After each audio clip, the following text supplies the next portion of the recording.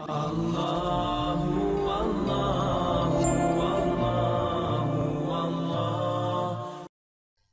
biadillah ikhwah sekalian. Rezeki biadillah. Allah bukakan rezeki. Saya cuman karena tidak enak kalau saya mau menceritakan keadaan saya pribadi ya. Kalau pengalaman saya pribadi terlalu banyak bukti-bukti nyata subhanallah yang saya hadapin pribadi. Pada saat lagi terdesak dari sisi ekonomi, godaan luar biasa. Ada pinjaman yang berbunga, ada yang begini, ada yang begitu. Tetap saya tolak, saya komitmen. Sampai pada titik terakhir, titik klimaksnya saya pertahankan. Allah berikan jalan keluar yang tidak masuk di akal ikhwah. Betul-betul tidak masuk di benak saya. Saya ceritakan salah satunya. Pada saat saya ada masalah kemarin di Kalibata. Ini untuk diambil ibrah saja. Restoran saya buka 2 tahun 8 bulan. Kemudian saya pertemukan antara omset sama bayar sewa dan ya, servis charge-nya. Karena di mall ada servis charge maka tidak cukup, tidak berimbang. Saya merasa selama hampir 3 tahun tidak mendapatkan keuntungan. Lalu saya berpikir untuk menutup restoran itu. Dan pada saat itu subhanallah saya berpikir restoran ini sudah saya tutup aja deh. Saya jual aja. Mungkin dengan kesibukan dakwah, beberapa ikhwah juga yang saya amanahkan di situ sudah ada yang satu yang sudah niat mau kuliah, udah nggak bisa lagi lanjut. Saya bilang oke lah baik. Selama 3 bulan vakum. Nggak bisa bergerak sama sekali. Pada saat itu subhanallah 1 rupiah pun ikhwah saya nggak punya duit. Allah jadi saksi saya bingung waktu itu bagaimana caranya untuk mencari jalan keluar nih. Jual restoran pun akan dilelang dalam kondisi murah. Restoran itu sudah besar asetnya. Ini gimana caranya saya nggak punya duit. Mindahin ke tempat lain butuh uang untuk sewa. Gitu kan. Membuka lagi butuh uang yang baru untuk membayar sewa yang tertunggak.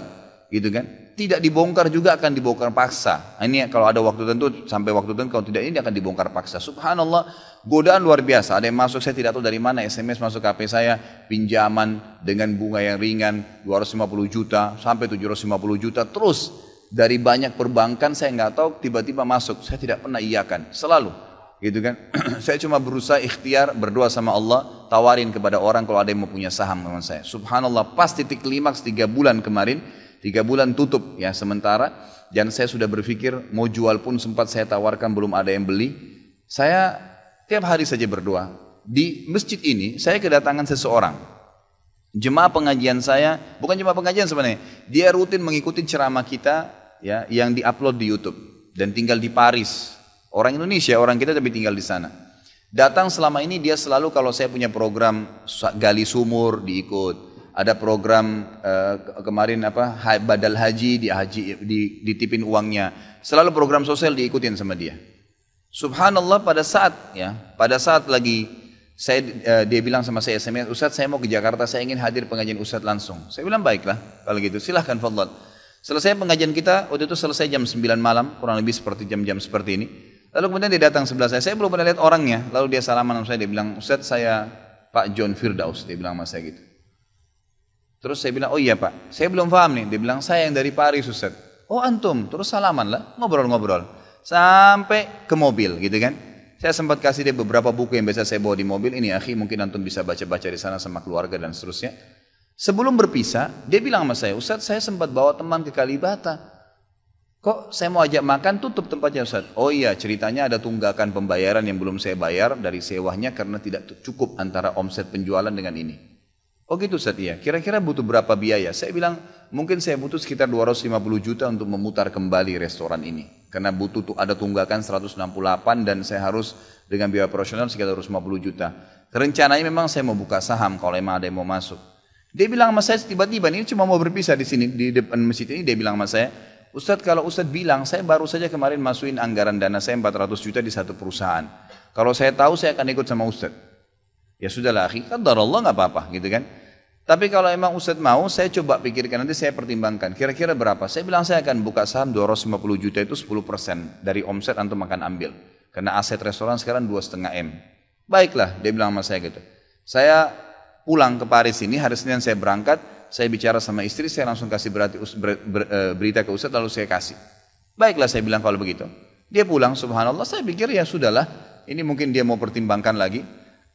Malamnya, pada malam itu juga, dia tiba-tiba SMS ke saya, dia bilang, Ustadz setelah saya musyawarah sama istri, saya akan transfer ke Ustadz dengan jumlah 250 itu, supaya bisa bergulir dan saya siap mengambil 10%-nya. Gitu kan, saya sujud syukur kepada Allah, alhamdulillah ada jalan keluar gitu. Subhanallah saya ke Kalibata, saya bicara besoknya sama GM-nya, saya ngobrol, ini gimana jalan keluar, saya sudah ada duitnya sekarang dan mau diputar. Oh udah nggak bisa Pak Khalid, ini kan sudah 3 bulan vakum, udah nggak bisa, harus dibongkar, udah tutup, nggak bisa lagi. Kalau Pak Khalid mau pindah tempat lain silakan, atau mau buka sini kembali harus ganti nama. Baiklah, saya coba kembali kepada Allah SWT lagi berdoa, ya Allah berikan petunjuk, ada apa sebenarnya ini, bagaimana jalan keluarnya. Hati saya subhanallah cenderung untuk keluar, gitu kan. Udahlah mungkin saatnya untuk keluar dari situ, karena memang selama ini ada teman-teman saya berikan masukan juga yang sering datang, akhi di sini parkiran susah, akhi di sini kadang-kadang tidak ditahu dan seterusnya, lebih baik kalau ente keluar. Saya tiba-tiba berpikir mungkin saya keluar deh, saya iseng aja di condet, saya mutar-mutar, coba deh saya cari ruko, mungkin ada, dengan 250 juta daripada saya bayar ke Kalibata, mendingan saya sewa ruko, mungkin bisa sewa 2 tahun, ya, mungkin 75 juta, 100 juta per tahun, saya bisa dapat 2 tahun, lalu saya coba gulirkan lagi.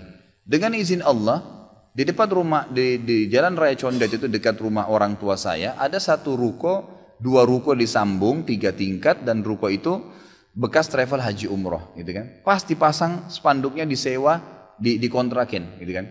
Saya langsung tanya, saya telepon, setelah saya tinjau beberapa lokasi, kemudian saya tanya telepon. Dia bilang boleh, silakan Bapak lihat, saya lihat ke dalam, cocok, alhamdulillah 3 lantai itu. Kemudian saya tanya sewanya, ternyata dananya juga mencukupin, gitu kan, dananya mencukupin. Lalu kemudian saya mulailah ya proses, saya bayar sewanya, kemudian saya juga proses pemindahan, dan insya Allah dalam waktu dekat akan dibuka. Tapi saya melihat dari pelajaran sini ikhwah, bahwasanya jalan keluar dari Allah itu ribuan, jutaan jalan keluarnya. Sabarin aja, nikmatin prosesnya. Setiap penawaran haram, tolak, jangan pernah mau. Dengan izin Allah akan ada jalan keluar. Tidak ada. Kata Nabi SAW, "Man taraka syai'an lillah abdalahu khairan min." Gitu kan? Jadi tidak ada sama sekali. Subhanallah, pada saat itu saya harus bayar sewa 225 juta, uang sisa 250 juta pada saat itu.